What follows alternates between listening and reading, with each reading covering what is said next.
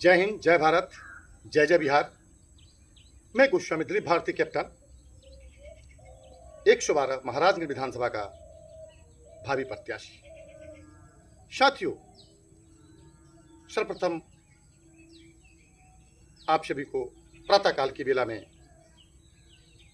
हाथ जोड़कर नमस्कार। बहुत ही गंभीर विषय बाद में उपस्थित हुआ हूं कि आज कल मैं भ्रमण के दौरान निकला था। महाराजगंज के तमाम गांवों का तो मैंने दौरा किया, मेरी टीम मेरे साथ थी। आपका माघी गांव से लेकर के अफराद मठिया, पोखरा, बंगरा, आपका देवरिया, पटेढ़ा, पटेढ़ी, मोरा, बंका जीवा, तमाम गांवों के मैं गया। काफ़ी समस्याएं मुझे देखने को मिली, लेकिन इन मोदिया में नेताओं को ये समस्या देखने को नहीं मिलती। मोरा गांव में गया, विगत 4-5 सालों से नल जल योजना की जो बोरिंग है वो तो लगी हुई है, बोरवेल किया हुआ है, टंकी की फाउंडेशन दी गई है, लेकिन जल के नाम पे कुछ भी नहीं। ना तो वहां टंकी है, ना कोई कनेक्शन है। यानी जो सरकार की तरफ से 30 लाख रुपया दी गई थी वो भ्रष्टाचार का भेंट चढ़ गया। और तो और मेरा खुद का महाराजगंज विधानसभा का 1 नंबर वार्ड का अफराद मठिया में निवास करता हूं। आज भी बहुत दुख के साथ कहना पड़ रहा है कि 1 नंबर वार्ड में भ्रष्टाचार का भेंट चढ़ गया। आज भी इस नल को चलाना पड़ता है। देख सकते हैं आप कि आज भी इस नलके के द्वारा हमारी माताएं, बहनें, बुजुर्ग लोग पानी चलाते हैं। यानी 79 साल का देश, और आज पीने के लिए पानी तक भी सरकार नहीं दे पाई है। मैं पूछता हूं नेता और उन पार्टियों से, कौन सी सरकार है, कौन सा विकास है? कुछ लोग कहते हैं कि सरकार ने तो दे दिया। अरे सरकार ने दे दिया तो भ्रष्टाचार की भेंट किसने किया? आपके सचिव ने किया, आपके सरपंच ने किया, आपके मुखिया ने किया, आपके विधायक ने किया, आपके सांसद ने किया। Who is responsible? Government is responsible. आपकी जिम्मेवारी बनती थी इस डबल इंजन की कि जो भी भ्रष्टाचार किया उसको जेल में डाला जाए। क्यों इस महाराजगंज के अफराद मठिया 1 नंबर वार्ड के अंतर्गत आता है। विगत कई सालों से यहाँ पर नल जल योजना की पानी नहीं आती। हमारे डबल इंजन के मुखिया नीतीश कुमार जी कहते हैं कि मेरा 7 निश्चय है। 7 निश्चय भी मेरे कहने पे हुआ था जब 2015 में मैंने मुद्दा को उठाया था कि जी दिल्ली, गुड़गांव, मुंबई, नोएडा, मुंबई, जहाँ भी तमाम महिलाएं अपने घर के किचन में पानी से बर्तन धो सकती हैं, तमाम काम कर सकती हैं। हमारे बिहार के महिलाओं ने, बहन बेटियों ने क्या पाप किया है? क्यों इनके घरों में, इनके किचन में पानी नहीं आता है? तो उस वक्त आवाज़ को थोड़ी सुनी गई और नल जल योजना को लाया गया। लेकिन बहुत दुख और पीड़ा है कि इस वार्ड में पानी नहीं आता। कोई कर्मचारी सुनने को राजी नहीं है, क्योंकि तानाशाह सरकार है। जिस तरह मैं मोरा पर्वत जी लोगों का गाँव में मैं वहाँ गया, काफ़ी मात्रा में महिलाएं, बुजुर्ग, बच्चे इकट्ठे हुए कि बताइए नेताजी ये पानी नहीं आ रहा। बोले भैया हम नेता बनने नहीं चले हैं, हम आपका बेटा है। मुझे किसी ने बुलाया नहीं था, मैं यूँ ही निकल रहा था। देखा भैया क्या चीज़ है, देखा भैया ये तो नल जल ना, लोग इकट्ठा हो गए भैया। आपने तो देखा कहीं से भटकते हुए हमारे बीच मीडिया कर्मी भी पहुंच गए, वो भी भ्रमण कर रहे हैं, मीडिया वाले भी। तो कहने का मतलब है कि समस्याएं तो है, लेकिन सरकार के पास कोई समाधान नहीं है।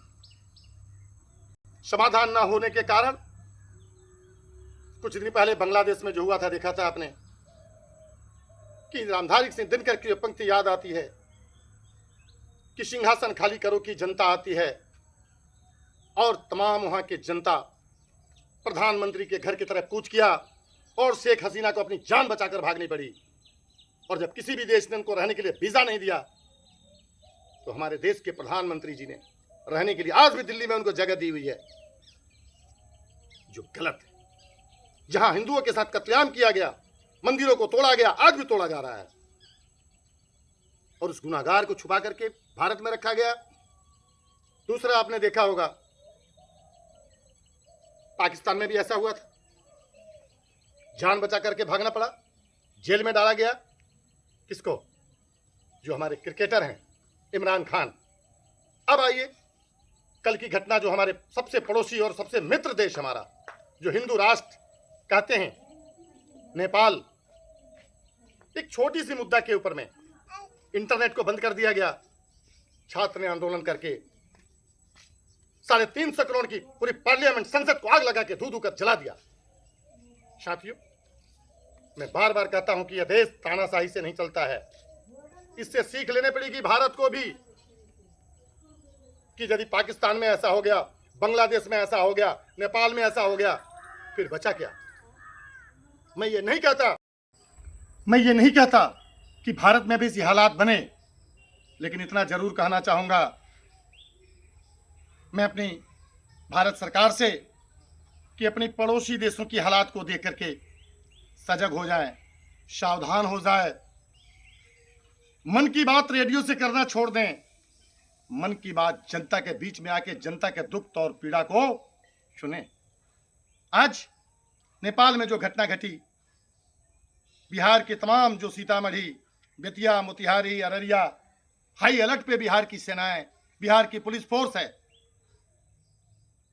हालात बिगड़ती है तो यहां की भी हालात बिगड़ सकती है। तो आज जो हमारी बिहार में जो सबसे बड़ा मुद्दा है पलायन का, 79 साल का देश, क्यों बच्चे पढ़ लिखने के बाद भी दिल्ली, नोएडा, गुड़गांव, पुणे, हैदराबाद, सूरत, गुजरात जाते हैं? क्योंकि यहाँ कोई फैक्ट्री नहीं, कोई इंडस्ट्री नहीं, कोई कल नहीं, कोई कारखाना नहीं, कोई दवाई नहीं, कोई पढ़ाई नहीं, कोई लिखाई नहीं। क्यों नहीं है? खाली दिमाग शैतान का घर होता है। आज बिहार में फर्जी शराबबंदी के नाम पर में खुलेआम शराब की बिक्री हो रही है। मैं पूछना चाहता हूं डबल इंजन की सरकार से, यदि भारत के तमाम राज्यों में यदि बीजेपी की सरकार में खुली शराब बिक्री हो रही है, बिहार के लोगों ने क्या पाप किया है? क्यों यहाँ के राजस्व को घाटे में लिया जा रहा, जिसके कारण 2-3 महीना से शिक्षकों को, कर्मचारियों को सैलरी नहीं दी जा रही है क्योंकि फंड नहीं। तो ऐसा नापाक खेल ना खेला जाए बिहार के साथ, न तो वही बिहार है कि जयप्रकाश नारायण जी ने एक ऐसी अलग जगाई, ऐसी क्रांति लाई थी कि एक तानाशाह सरकार का अंत हुआ था और उसे जेल तक जाना पड़ा था। यदि गलतफहमी हो सरकार को तो अपनी गलतफहमी निकाल दे। बिहार आज जनसुराज बन के जग चुका है, जिसके एजुकेटेड नेता तो नहीं कहूंगा, उनको प्रणेता कहूंगा, प्रेरक कहूंगा, जो आज बिहार को जगाने का काम कर रहे हैं, जिनका स्लोगन बनाया हूं कि पूरे बिहार में शोर है, जिसका नाम प्रशांत किशोर है। निस्संदेह प्रशांत किशोर जी ने सब कुछ ताक पे रख के इस बिहार के लिए, बिहार के लोगों के लिए, बिहार के दर्द और पीड़ा को दूर करने के लिए आज दर दर की ठोकरें खा के तमाम कम से कम 6 से 7 हजार गाँव में घूम घूम कर लोगों को जगाने का काम कर रहे हैं, जनसभाएं कर रहे हैं, रैलियां कर रहे हैं कि हे मेरे बिहार के लोगों, उठो, जागो और अपनी शक्ति को पहचानो।